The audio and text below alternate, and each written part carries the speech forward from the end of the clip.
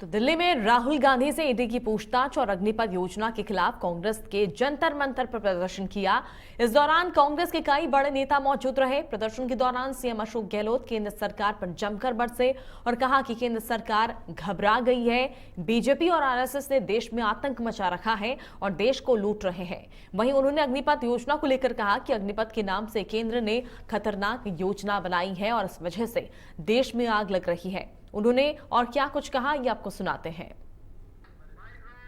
मैं तो सास वाला व्यक्ति तो धनी है। कार तुम लोग हो डराते हो इनकम टैक्स से, सीबीआई से, ईडी से। हम डरने वाले नहीं हैं। जैसी उदयपुर डिक्लेरेशन हुआ और जन जागरण अभियान की घोषणा की वेणुगोपाल जी ने, अजय माकन जी ने, और 9 अगस्त से और 2 अक्टूबर से भारत जोड़ो, जहाँ राहुल गांधी के नेतृत्व में कश्मीर से कन्याकुमारी तक यात्रा निकलनी थी, भारत जोड़ो। बीजेपी और एनडीए गवर्नमेंट घबरा गई। ये जो तमाशे हो रहे हैं आपको, राहुल गांधी को नोटिस, 4 दिन लगातार पूछताछ, सोनिया गांधी को नोटिस कि सोनिया गांधी जी तो अभी भर्ती अस्पताल में, इनको शर्म भी नहीं आती है। अगर प्रधानमंत्री जी फोन कर देते सोनिया गांधी को तभी पूछने के लिए, तो उनका क्या बिगड़ता? आप तो उल्टा पूछने के बजाय उनको नोटिस दे रहे हो। आप ईडी में हाजिर होइए। आप शर्म आने की बात है। इस देश में जो माहौल बन गया है, किसी को नहीं मालूम ये देश किस दिशा में जा रहा है, किस दिशा में जाएगा, किसी को नहीं मालूम। इतना भयंकर असंतोष है, हिंसा का माहौल है, तनाव का माहौल है। ये लोकतंत्र के लिए शुभ संकेत नहीं है। ये हमारी लड़ाई विचारधारा की है। कोई बीजेपी से या मोदी जी से, किसी से कोई व्यक्तिगत दुश्मनी नहीं है। हमारी दुश्मनी नहीं है। वो हमें दुश्मन मानते हैं। कांग्रेस मुक्त भारत बना देंगे। अरे आप लोगों के बाप दादा आ जाएंगे तो कांग्रेस मुक्त भारत नहीं बनने वाला है। पूरे मुल्क में एक एक घर में कांग्रेस है। हर गांव में कांग्रेस चौकियां हैं। ये विचारधारा है, ये कभी मुक्त नहीं होगी।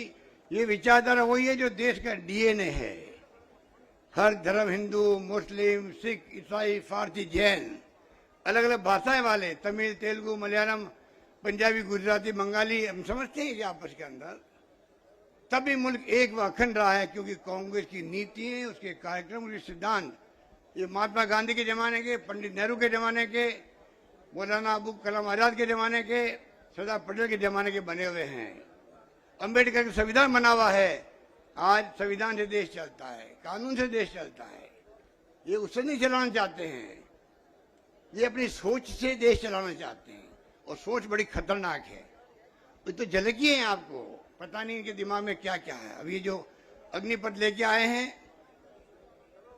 आरएसएस और बीजेपी, जो अभी आतंक मचाया हुआ है करप्शन के अंदर, आप कल्पना नहीं कर सकते। अगर आपके कोई रिलेटिव मिलने वाले नौकरी में हो, इनकम टैक्स में, ईडी में, सीबीआई में, कहीं पे पूछिए, 10 गुना ज्यादा करप्शन बढ़ गया देश के अंदर। लूट रहे हैं देश को ये लोग। इसे लोकपाल की बात नहीं करते हैं, काला धन की बात करनी छोड़ दी इन्होंने। कहां जा रहा मुल्क, जा रहा है। अरे लोकतंत्र में प्यार, मोहब्बत, भाईचारा होता है, कोई दुश्मनी थोड़ी होती है। पर आज जिस प्रकार का माहौल बनाया है, बड़ा खतरनाक है। कांग्रेस बिना साधनों की लड़ाई लड़ रही है। कांग्रेस बिना साधनों की लड़ाई लड़ रही है। और ये लोग लूट रहे हैं देश को। पूरे देश में अपने ऑफिसर बना दिए इन्होंने, जमीन ले लेकर के। 332 जगह बन चुके हैं, बाकी जगह बन रहे हैं। 5 सितारा होटल वाले ऑफिस बन रहे हैं इनके। पैसा कहां से पूछने वाला कोई है? पीएम केयर फंड, आप बताइए, 76 साल तक सीएम रिलीफ फंड और पीएम रिलीफ फंड होता है, जिसका ऑडिट होता है। एक नया फंड क्रिएट कर दिया, जिसका ना ऑडिट होता है, ना कोई पूछताछ हो सकती। 4 ट्रस्टी बन गए उनके। ये कहाँ का न्याय है?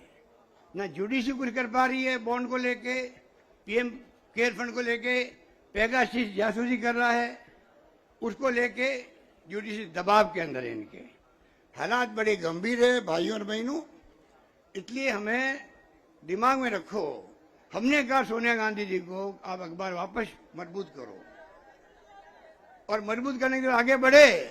इनको तकलीफ हुई, आते ही इन्होंने मुकदमा दर्ज।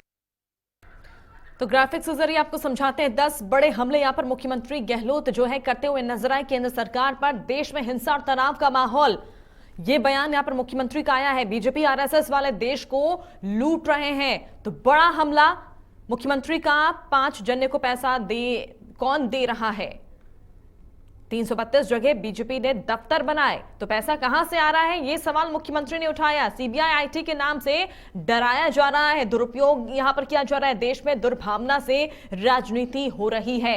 10 बड़े हमले हम आपको दिखा रहे हैं, बता रहे हैं किस तरह से मुख्यमंत्री ने हमला किया है। तो अग्निपथ की वजह से आगजनी हो रही है। सियासी संकट के समय भी मेरे भाई पर भी छापे डाले गए।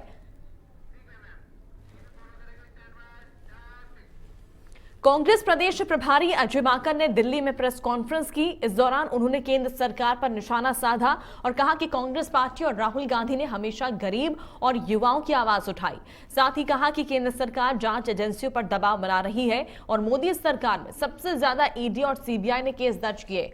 इससे पहले की सरकार में कभी इतने मामले दर्ज नहीं हुए हैं। वहीं उन्होंने कहा कि हम आज शाम 5 बजे राष्ट्रपति से मुलाकात करेंगे और 2 मुख्य मुद्दों पर कार्रवाई की मांग करेंगे। उन्होंने और क्या कुछ कहा, ये आपको सुनाते हैं। ईडी और दूसरे जितने भी सरकारी तंत्र हैं उसके माध्यम से अनुचित दबाव कांग्रेस पार्टी के ऊपर डाला जा रहा है ताकि कांग्रेस पार्टी की आवाज को बंद करा जा सके। क्योंकि हमेशा हम लोगों ने मजदूरों की, गरीबों की, किसानों की, युवाओं की आवाज को कभी कांग्रेस ने और हमारे नेता राहुल गांधी ने दबने नहीं दिया। 5422 में से 5310 केस सिर्फ मोदी सरकार के पिछले 8 वर्ष के, और सिर्फ 112 केसेस उससे पहले के हैं। 5422 में से सिर्फ 112 केस कांग्रेस के या पिछली सरकारों के हैं। 5422 में से 5310 केस पिछले मोदी सरकार के। तो आप समझ सकते हैं कि कितना दबाव डालने की कोशिश यहां पर करी जा रही है। कांग्रेस पार्टी जंतर मंतर पर सत्याग्रह कर रही है।